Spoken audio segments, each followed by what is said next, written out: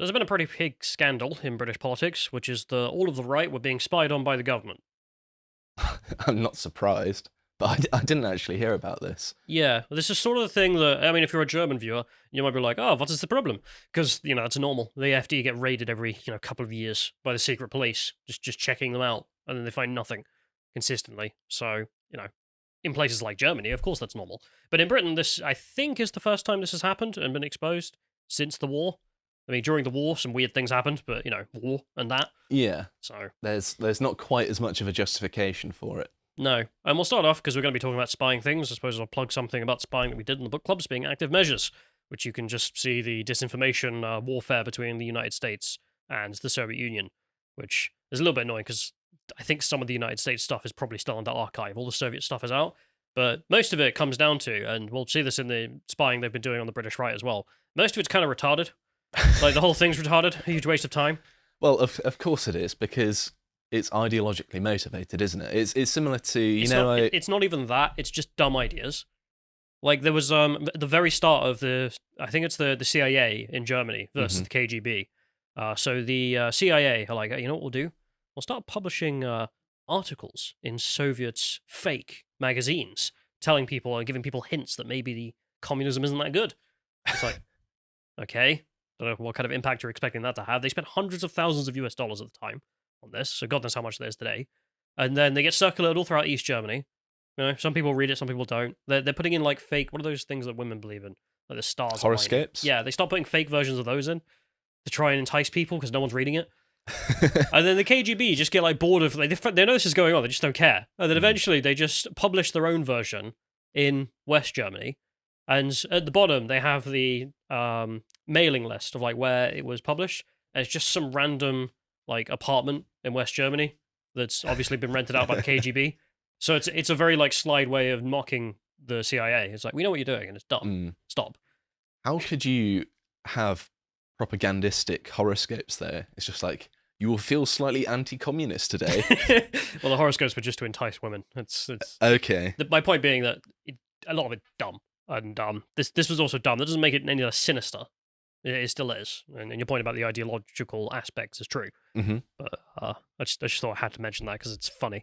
But we'll go to Big Brother, who have the doc themselves, have released it, which is just, there is the Ministry of Truth document, the secretive government units spying on your speech. And of course they've... It's obviously not an actual government yeah, document. It's just a bit of a play around to make it more interesting. But the information in there is completely true. And if you just scroll through just to, I don't know, show people randomly just stuff in it, I guess, because why not? And basically the big takeaway is that the British government was spying on all of the rightists in the country during COVID. Hooray. No leftists were being spied on. Thanks for spying on me, UK government. Yeah, great. Thanks, conservatives, as well. It's like, oh, the conservative government, what do? We'll spy on all the rightists. Make sure they're not doing anything right-wing, such as distrusting the government. What kind of spying were they doing, do you know? Mostly data collection. Oh. So, if we go to the Daily Mail article, they have a lot of the deets, and, well, they have their own Peter Hitchens being spied on as well. Army spied on lockdown critics, skeptics, including our own Peter Hitchens, long suspected they were under surveillance, and they're right. Military operatives in the United Kingdom's Information Warfare Brigade were part of a sinister operation that targeted politicians and high-profile journalists who raised doubts about the official pandemic response. I hate being right.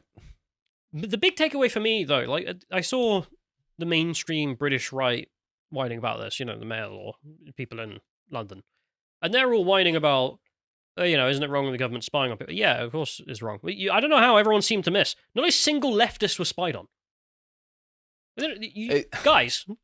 A lot of the most interesting information is always the lack of certain things, isn't it? The things that are omitted are quite often the points that are the most interesting, and the fact there are no left-wingers here might easily be missed, but it's a very important aspect to it, isn't it? Because, of course, you have people like Piers Corbyn, right? He's not necessarily a right-winger, but he was a locked-out skeptic. I wonder if he was spied on. I don't believe he was mentioned in this one. I haven't seen his name. But maybe I'm wrong, but I haven't seen any. And that's my more interesting point in my mind, is like, your supposedly right-wing government were spying on the public. No, not the public.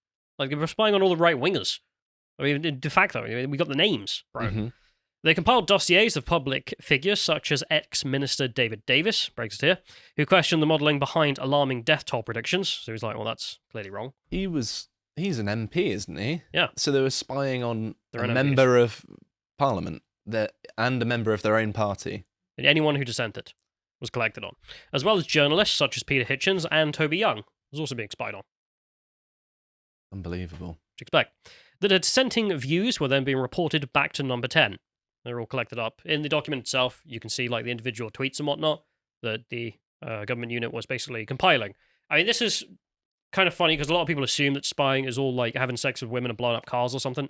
It's like, no, it's mostly boring data collection and then blackmail. Some nerd sat in the basement of some government building looking at what websites people are accessing. That's probably what spying is, isn't it? So most of the data collection in this example is literally them looking at twitter.com and wasting loads of money on salaries for people to stare at twitter.com. It wasn't even like they were infiltrating people's computers. It's just like, yes, we're going to go to Twitter. We're going to look at what they're tweeting. Oh, that's spycraft now, is it? To be said, this is only because the Freedom of Information requests were taken and given this result, which is, yes, that we were up to this. As to anything that is kept from the public because of the Official Secrets Act, we don't know. So maybe they were doing more. I'm sure they probably were. We can only speak to what is publicly available at this point. So the secretive unit is the MOD's 77th Brigade, which deploys, quote, non-lethal engagement and legitimate non-military levers as means to adapt behaviours of adversaries. The British right. Yeah, that adversaries of the military unit as well. Mm-hmm.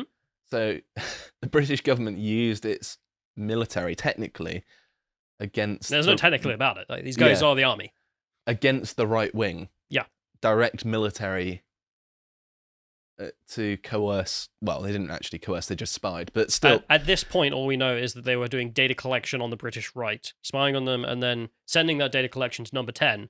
So that Number 10 could then craft their narratives to make the British right non-credible.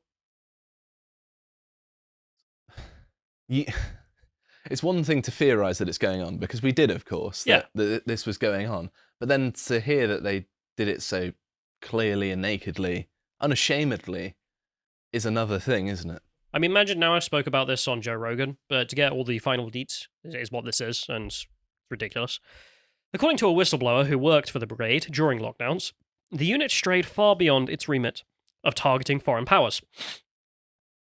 The British right, foreign powers, adversaries, as described by the unit itself. Right. They said that British citizens' social media accounts were being scrutinised, a sinister activity that the Ministry of Defence in public repeatedly denied doing. What, the government deny doing something that they're actually doing? That never happens. But it is important, of course, because even the government knows it was obviously wrong. This isn't some minor thing. This is something the government should not be doing, knew it shouldn't be doing, and knew that it couldn't admit to doing, because it would be, well, criminal, for one. And yeah, they were doing it.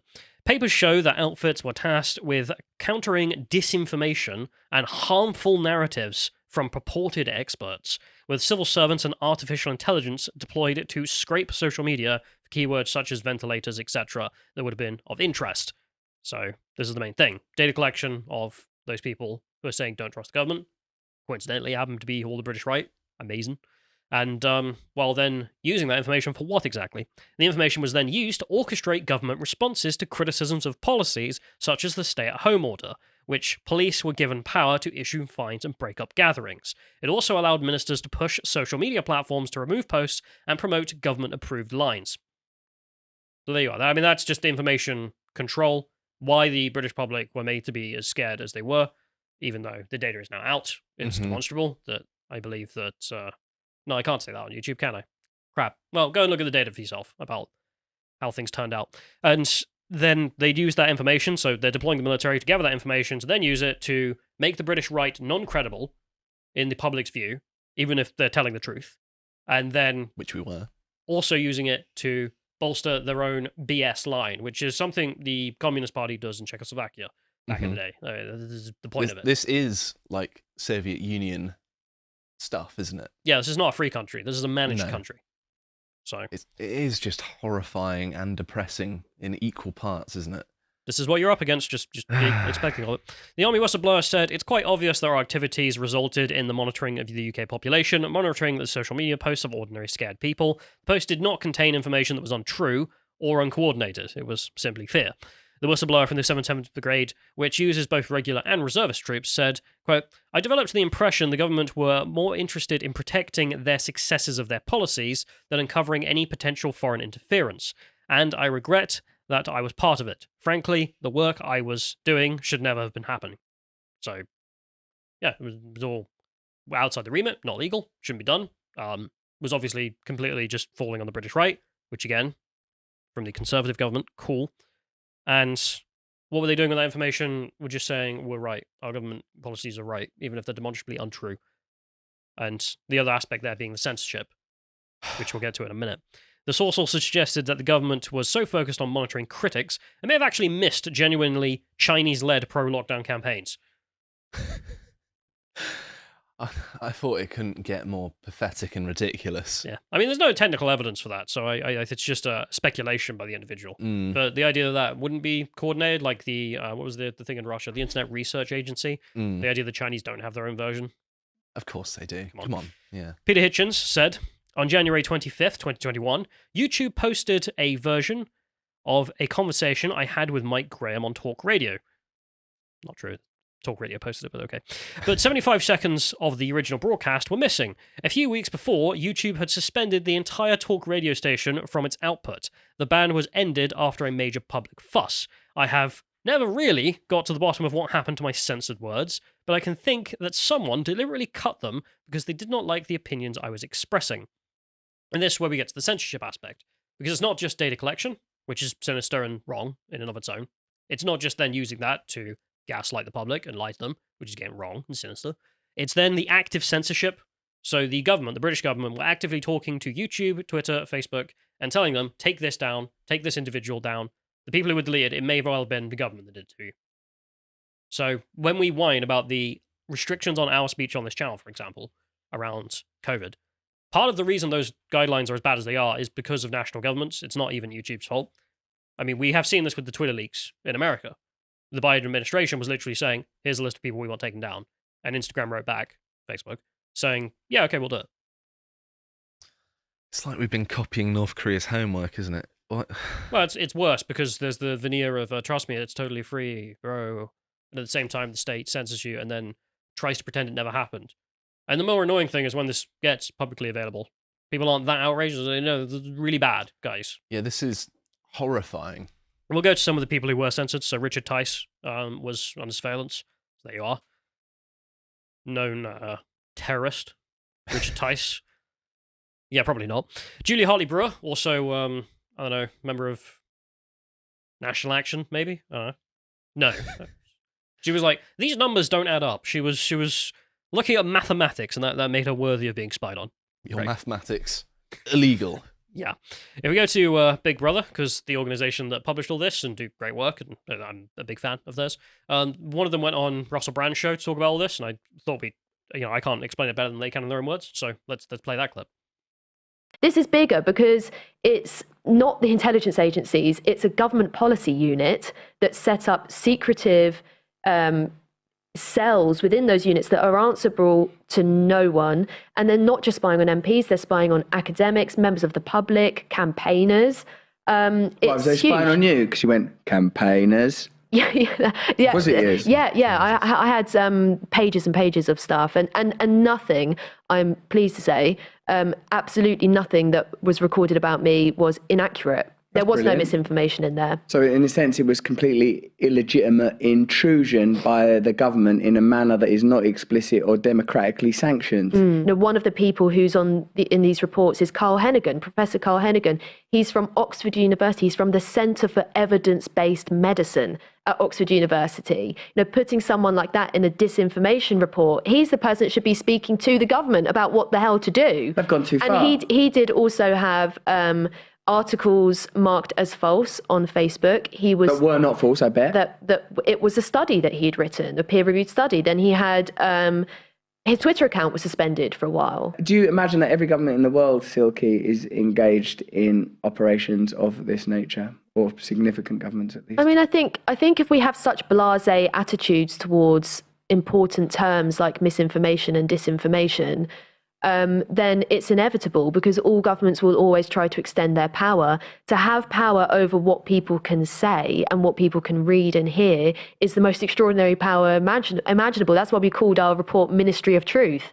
It is like the Orwellian idea of the Ministry of Truth. It's information control on a mass scale. So, yeah, I think we've seen from the Twitter files that the US government was involved in similar things. We have to have a proper conversation about misinformation. Misinformation at the moment is basically this vague, nebulous, wrong information category that in the hands of government will mean information that's not flattering to them, information that's not convenient to them, information that opposes their policies. Gonna put a bit up. Very true, yeah. Well, it's a shame that Russell Brand was dressed like someone's gran, but... You know, he has his fashion sense. Probably none, but I can't talk. But I just love the point there that you mentioned. There was one guy who's done a peer-reviewed study, and then the government comes in and goes, source? Untrue? I mean, I love the idea that Galileo, well, actually is Galileo coming out and saying, we don't, sun doesn't orbit us, we orbit the sun. The church just goes, no, idiot. So, I proved it. No. I've done my peer-reviewed study to evidence-based medicine, says University of Oxford professor. Shut up. We have real experts, unlike guys. Like, how much establishment do you need to be? I'm at the evidence-based medicine center at Oxford University. Clearly a foreign power. Like, it's just comical. Anyway, and I would have thought that anyone decent, well, it's true that anyone decent is actually on the position of, this is awful and needs to be destroyed. However, Tony Blair, his political secretary, his ex-political secretary, decided to go on GB News and was invited to talk about this. And, everyone was shocked at just how no shame they have about any of this. And if you want an individual who is, I'm just going to say, corrupted to the core, the kind of person who thinks that, well, I was in government and everyone was good, so everything government does is good. Yeah, that kind of guy. The Blairite, yeah, more or less. We have his response, which is unbelievable, and I have to play it, because everyone has to see this. Let's play that. Lots of bizarre stuff going on, John. Social media accounts being watched, dossiers compiled and all the rest of it. This 77th Brigade, so it's called Brigade, apparently involved in as well. Doing their job, defending our country. Defending our country. 77 Brigade are on the front line of cyber warfare. They're fighting disinformation, which we know the Chinese, the Iranians, the Russians are all around getting disinformation spread, and they will use any way to do that. And they will use British citizens to spread disinformation. We have to have security services to keep an eye on British people, because some British people are not patriotic, some British people undermine our country, some British people should be being watched by the police, the spooks, by 77 Brigade. And this attack by Big Brother Watch on our boys, and men and women, who are fighting on the front line against the Russians and their disinformation campaign, I think it's outrageous. Richard Tice, a Chinese-British unpatriotic spy. He said some British people are not patriotic, and I say some British people should be tried at The Hague for certain crimes of the war variety. Yeah, it's ridiculous. I just can't get over it. That's how they actually view us in the situation. It's just like, no, you're all unpatriotic Chinese spies. Yeah, you have to go. I mean, you just have to go. I mean, academic agent is right.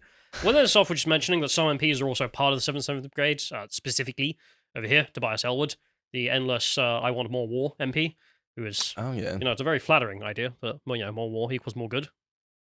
I mean, I agree from a JREG perspective, but apart from that, no. it's just, no, nonsense. And as you can see, he's part of that. Also, I checked out their website, and if you want to apply, you can. I don't know, if someone wants to play the long game. For jokes. All right, thanks. They're just going to pay me to spy on myself. Yeah, I'm going to it would be funny, wouldn't it? I found a terrorist, Captain. Who is it? Good job. You're getting a promotion. It's me. Anyway, their description of what skills you need. Influencer, an individual whose expertise is in activities that contribute to changing or maintaining of others' attitudes or behaviors. So they're looking for people who looked for attention on the internet. Yeah, well, influencers. They're using the word there, but the real meat being the description, which is that they want to maintain or change people's behaviors. And this wouldn't be that bad if they were only focusing on the foreigners, because what do I care? But they're not. They're focusing on us. So, in case you ever wonder why everyone suddenly believes something in society, it's because these guys are literally working with the state to make that happen. Every time. Regardless of how actually moral the case in which the government is proposing is, the fact that all of a sudden everyone in your community, everyone in the neighborhood is putting up flags to the new thing, this is why. Literally state power. Civil affairs, an individual who can provide an effective link and enhance relationships between the military forces and civilian authorities. Just in black and white, yeah, we are using it against the public. And media, an individual whose expertise in design, production, or delivery of message, story, or imagery. So those PSYOP e-girls. Anyway, that's just something I think everyone should know about, and they just have no shame, apparently. The Tony Blair executive there, who I can't believe is even a part of polite society. Never mind in charge of it. If you appreciated that segment from the podcast of the Lotus Eaters, you can go to lotuseaters.com to get access to all the premium content we have on the site, such as the premium podcast, this one on how MLK is not a conservative hero. If you'd like to find out what else we're putting out, you can follow us on Getter at lotuseaters_com on Getter. Thank you and goodbye.